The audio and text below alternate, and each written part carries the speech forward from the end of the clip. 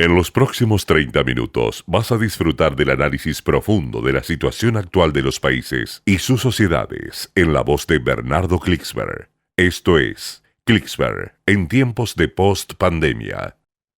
Queridos amigos de Radio High, la primera radio judía en idioma español,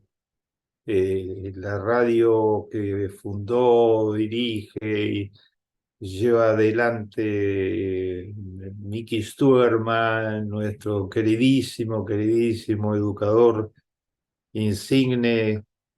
acompañado por este pilar de la comunicación judía y social,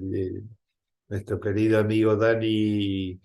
que hace maravillas permanentemente, Salzman, que hace maravillas permanentemente, trabajando en equipo con Miki y dándonos a todos esta gran oportunidad de comunicarnos en el marco de Klicksberg, que en tiempos de post-pandemia, Bernardo Klicksberg, con ustedes estamos acompañados por Rocío González, esta formidable periodista llena de talentos y de juventud y de calidades. Mis queridos amigos, preocupados todos, ya preocupados todos por la guerra en Israel, por esta guerra entre un Estado democrático con logros fenomenales en sus 75 años de existencia. Y por el otro lado, enfrentado por un grupo terrorista, Hamas, decidido a matar con el objetivo fijo de aniquilar la población y el Estado de Israel,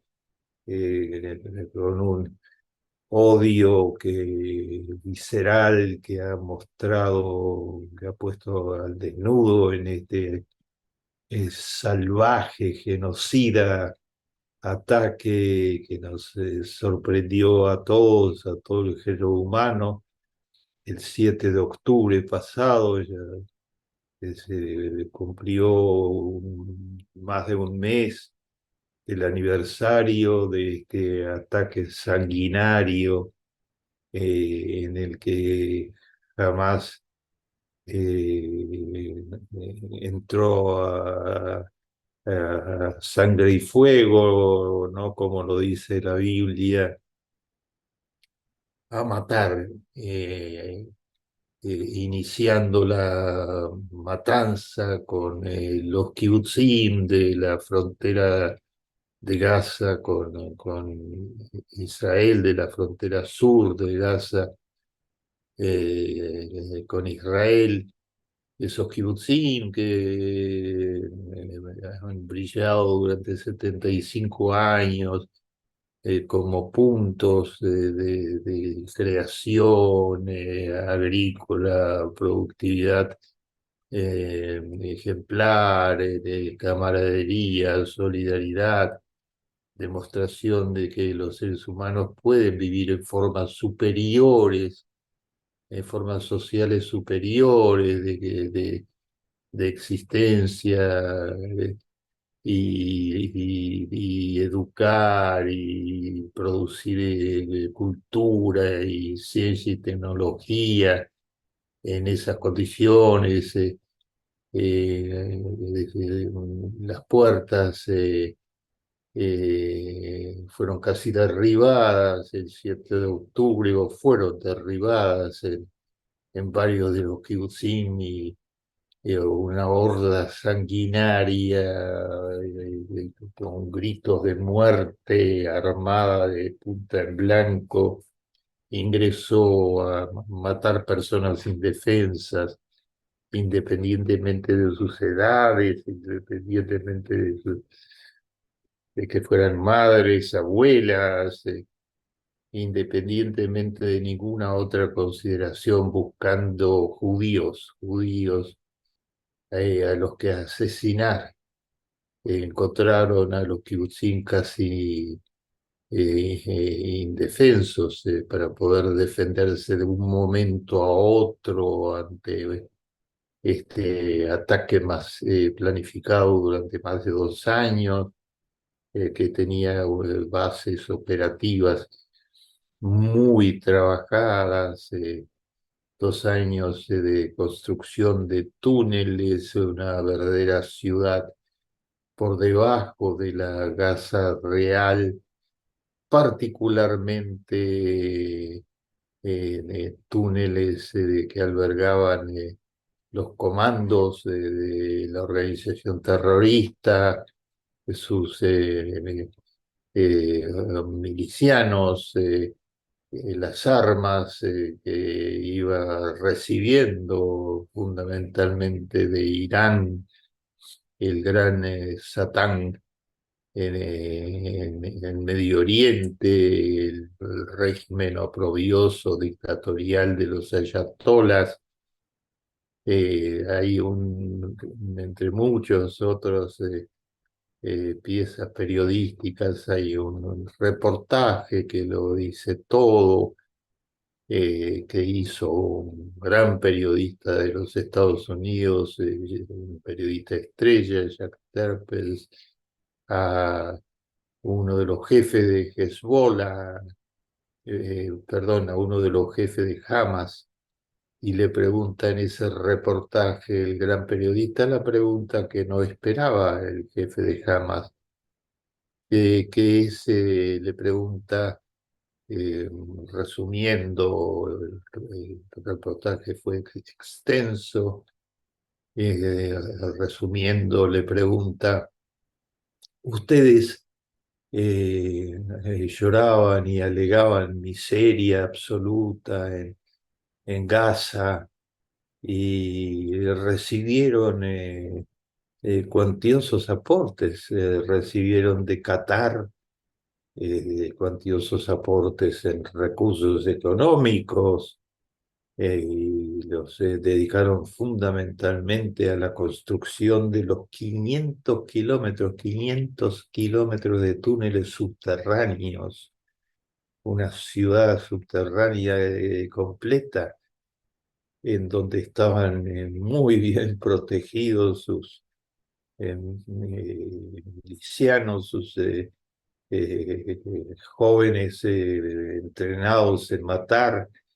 día y noche, y recibieron armas de primera calidad que utilizaron en el ataque inclemente con misiles, con cohetes, a los Kibutzim y a otros puntos del Estado de Israel,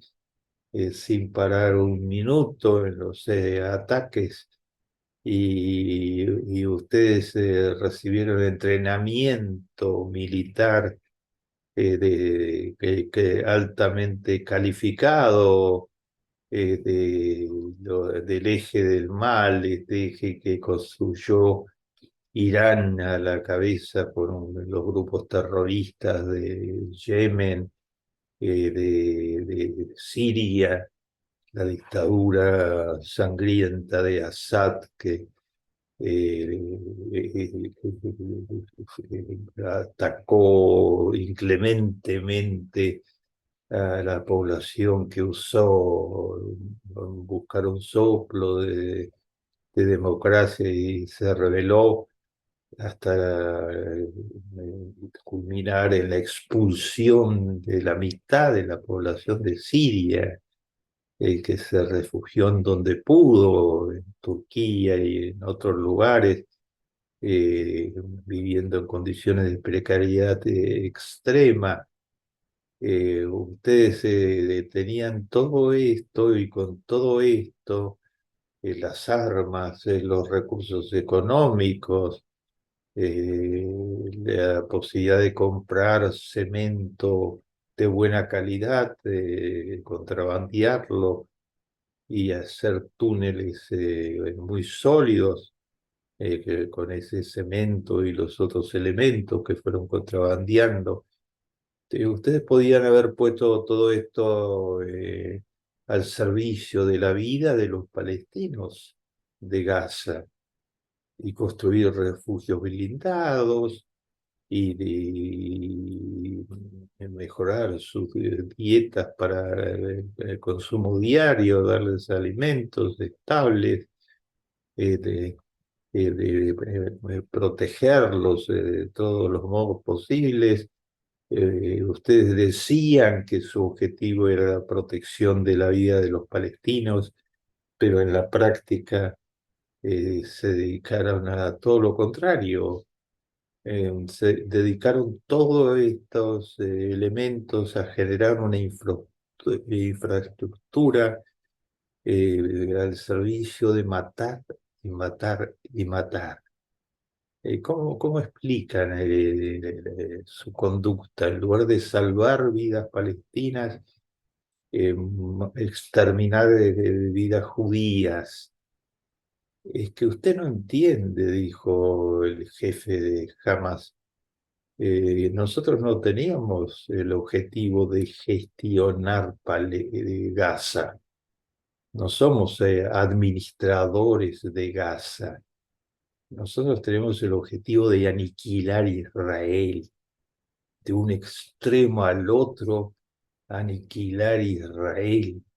y entrenamos para la matanza y la muerte de los modos más cruentos, para que todo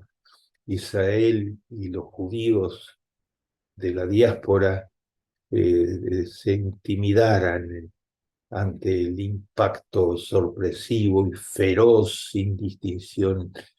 sin ningún matiz ético ni de ninguna índole, sino así como exterminamos inicialmente a los 250 jóvenes que vinieron a un festival de música y de canto en las cercanías de Gaza, en territorio de Israel, en las cercanías de Gaza, y los matamos. A la inmensa mayoría quedaron unos pocos sobrevivientes. Nos propusimos hacer eso con toda la población de Israel y al mismo tiempo secuestrar personas para que nos pudieran servir de escudo y que pudieran servirnos para lograr el gran trueque con los 6.000 presos condenados por delitos criminales en las cárceles de Israel. Ese era el objetivo y es el objetivo. Y estamos potenciando todo lo que recibimos al servicio de este exterminio. Esto fue la desgarradora imagen que una y otra vez vieron en noticieros de todo el mundo, la invasión total de los espacios sociales que protagonizaron el equipo de propaganda del eje del mal, este intento de los terroristas, porque solo así pueden llamarse quienes quieren matar inocentes civiles gran escala y hacerlo por los medios más duros para que el golpe sea más acusado. Y solo en ese marco de lógicas puede entenderse lo que sucedió y lo que se vio en los espacios sociales invadidos por los grupos de desinformación. inmediatamente después del primer gran ataque que causó 1.200 muertos y se llevó 240 secuestrados, entre ellos el más joven, un bebé de 3 años de edad. Después de este primer ataque vino la autodefensa de Israel y vino entonces el segundo gran ataque, la ola de antisemitismo en muchos lugares del planeta, atizada por la gigantesca población musulmana, o por sectores radicales de esa gigantesca población musulmana, y vieron los datos, los supuestos datos de una sigla que denominaron en los medios sociales el Ministerio de Salud de Gaza, o los servicios sanitarios de Gaza. Es como que hubiera un gobierno operando que producía con toda exactitud las cifras de muertos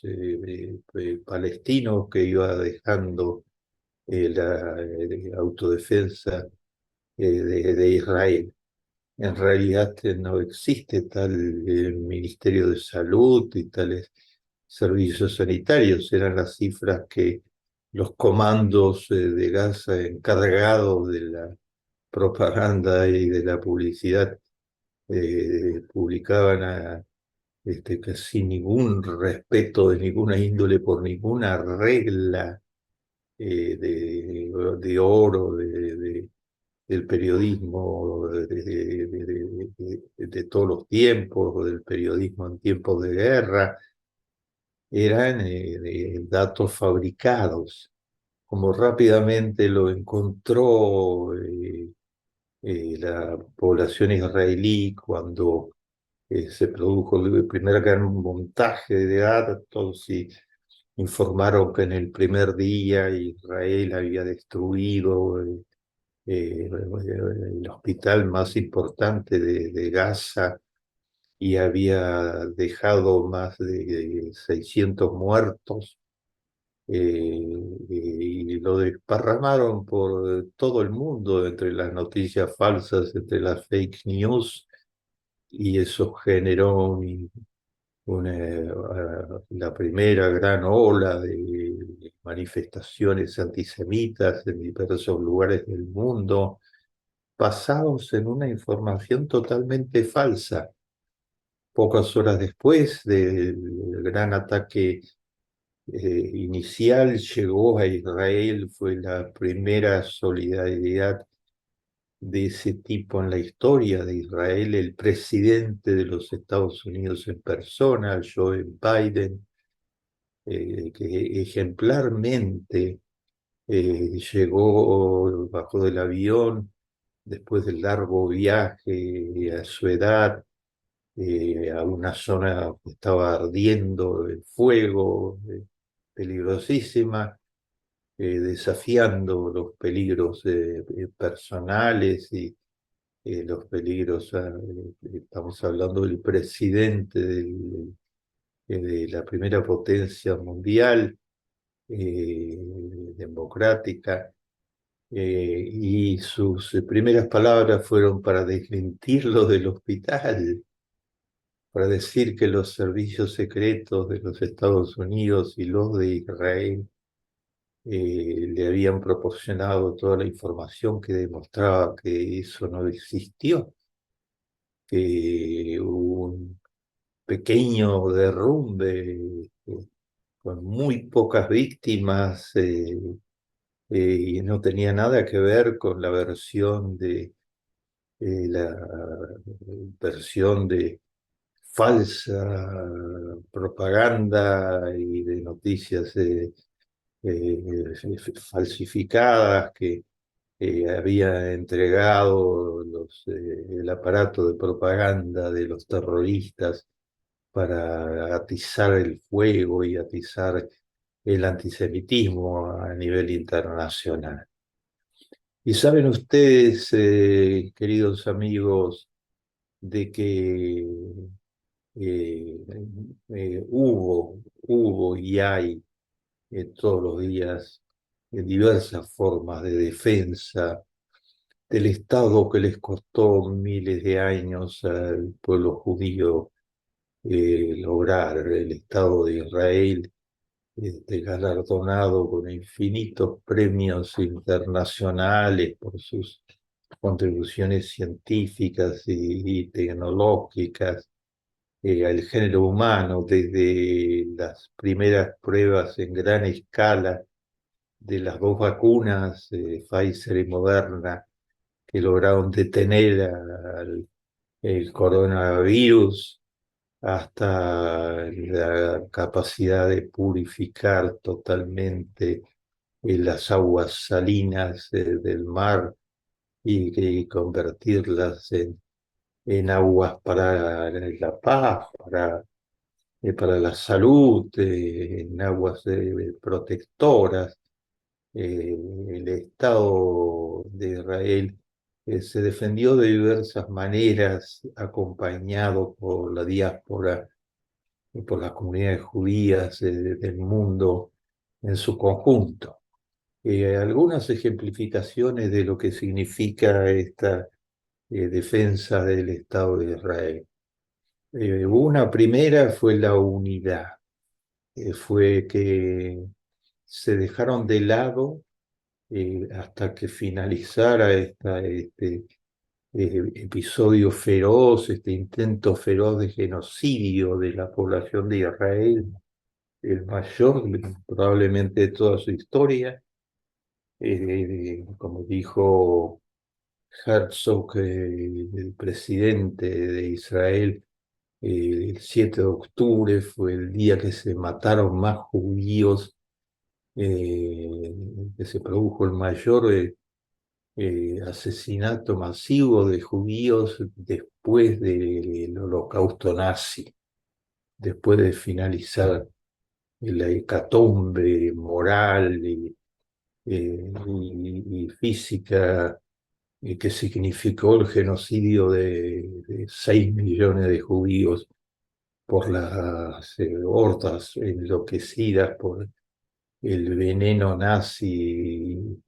de Adolf Hitler y sus colaboradores. Eh, Herzog dijo, este fue la mayor matanza de judíos después de finalizado el holocausto. Eh, Se unió el pueblo de Israel hasta que terminara la guerra genocida. Unió todas sus fuerzas, dejó de lado las diferencias fenomenales que estaban en un punto altísimo de estallido, y pasó a una lucha en unidad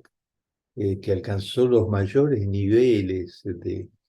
logros en términos de aporte voluntario, al gran esfuerzo de autodefensa y aporte voluntario a todas las formas de protección de la sociedad civil, de toda la historia de los 75 años de existencia de Israel. Israel mostró, como decía el presidente de la mayor ONG de Israel, eh, Hermanos y Hermanas por Israel, la ONG que enfrentó todo intento de avanzar proyectos de corte dictatorial y atacar las bases de la democracia israelí, que tiene entre sus pilares la independencia de los poderes y el buen funcionamiento de la justicia. Esta organización nació peleando por preservar la democracia de Israel, logró durante meses y meses manifestaciones multitudinarias todos los sábados en defensa de la democracia de Israel, con este,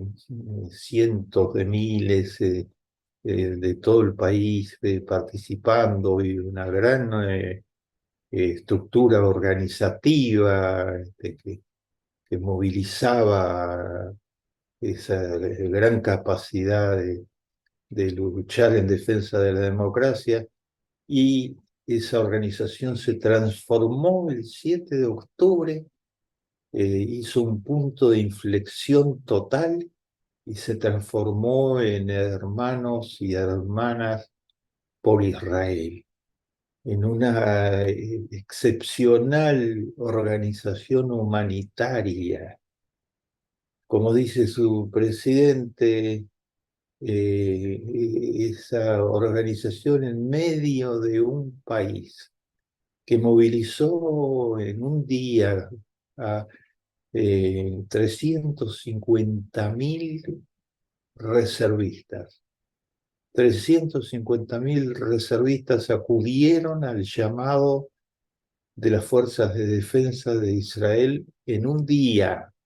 estuvieran donde estuvieran en el planeta, y se movilizaron para decir: acá estamos,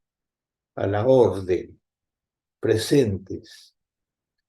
ayudados por esta ONG excepcional. Un sistema educativo, explica el presidente de la ONG,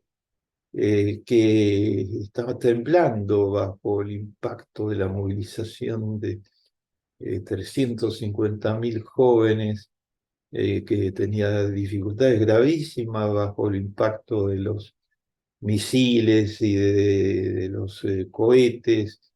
dirigidos a destruir y destruir sobre el Estado de Israel, que no podían ser detenidos solo con los bombardeos, y que de inmediato fueron movilizados en una escala creciente. Un Israel que tenía que correr permanentemente a las cámaras blindadas, bajo sonidos de alarmas que daban pocos segundos para llegar a las cámaras blindadas antes que estallaran los misiles y los cohetes. Ese Israel se unió, quebró las diferencias, se produjo el récord de aportes económicos de la historia del voluntariado en Israel, el récord de aportes en especie, en servicios personales, en ayudas para construir infraestructuras o para reconstruir comunidades que fueron dañadas severamente por los ataques salvajes y genocidas. El 62% de la población de Israel participó de esta gran gesta voluntaria. Israel era, antes de la gesta, uno de los países con mayor movilización del voluntariado del mundo entero, solo precedido por los países nórdicos.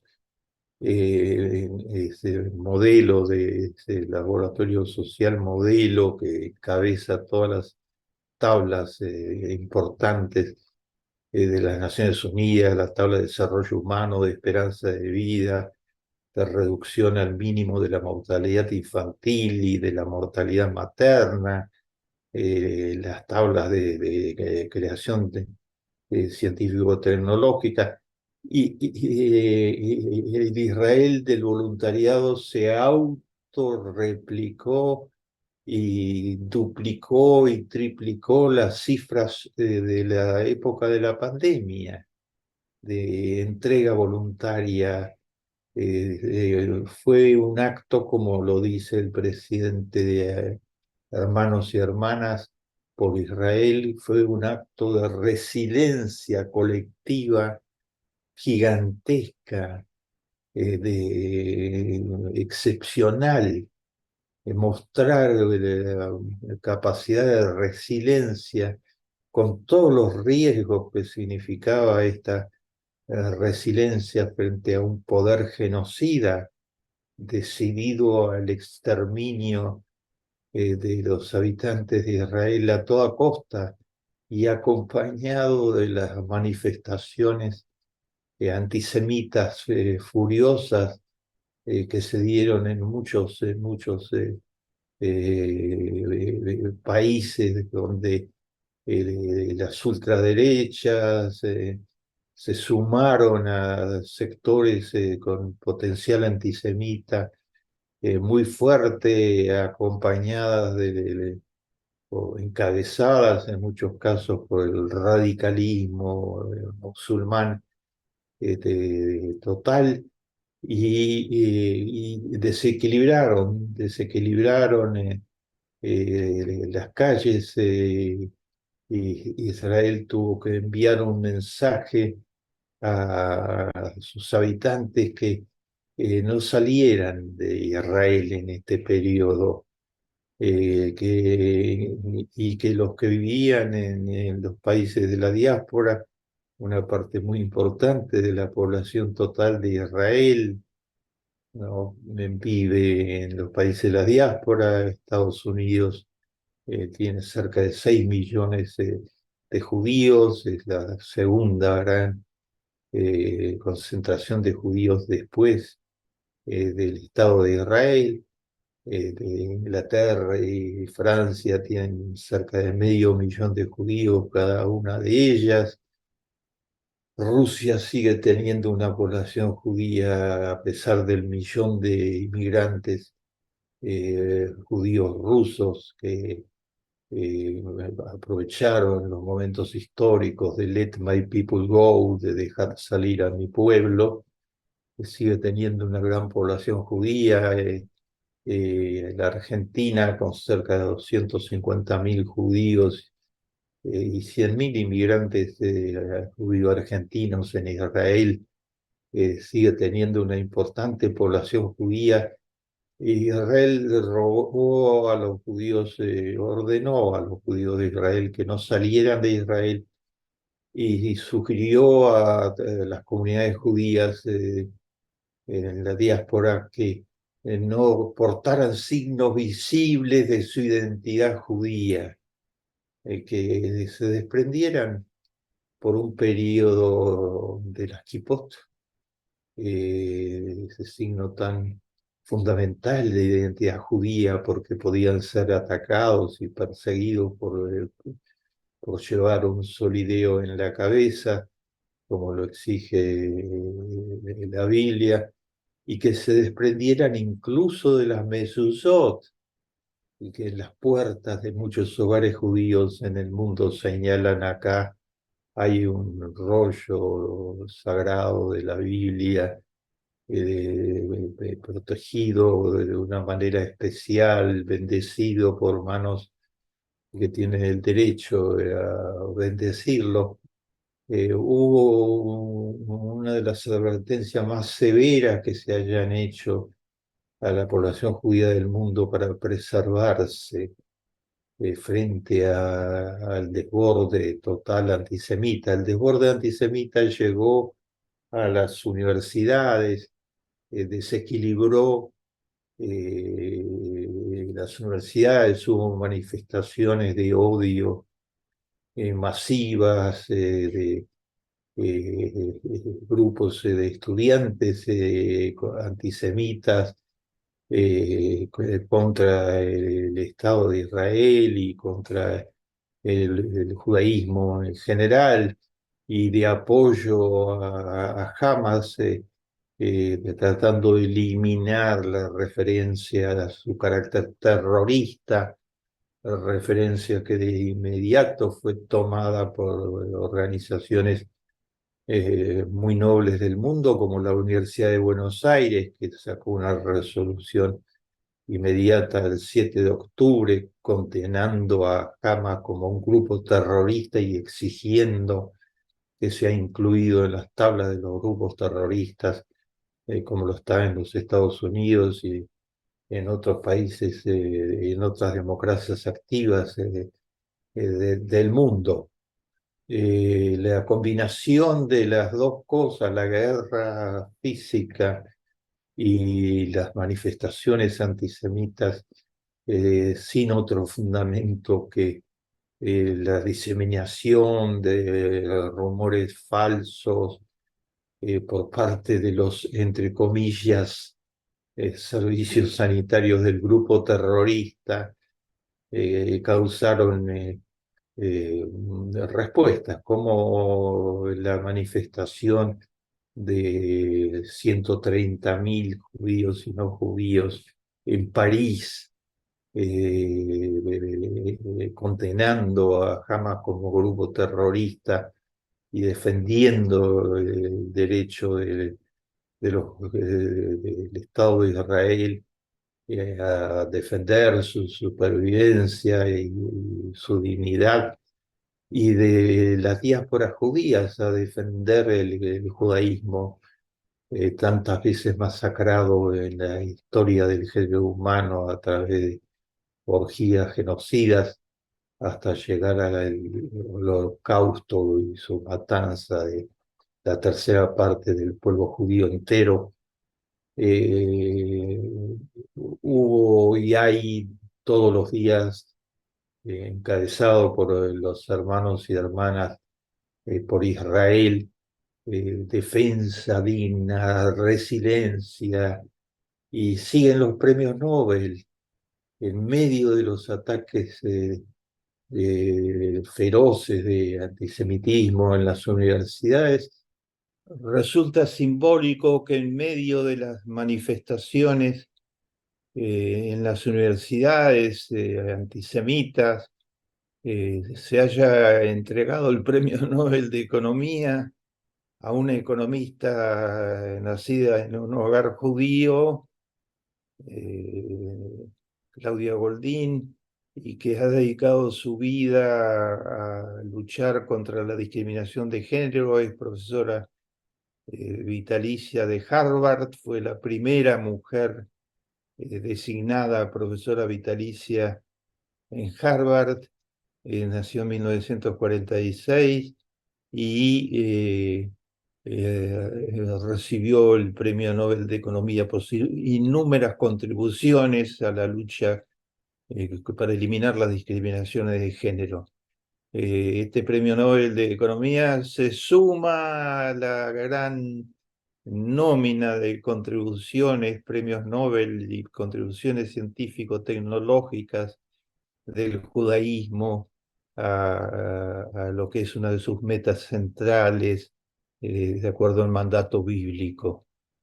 construir un mundo mejor. Llegamos al final. Esto fue Clicksberg en tiempos de post-pandemia.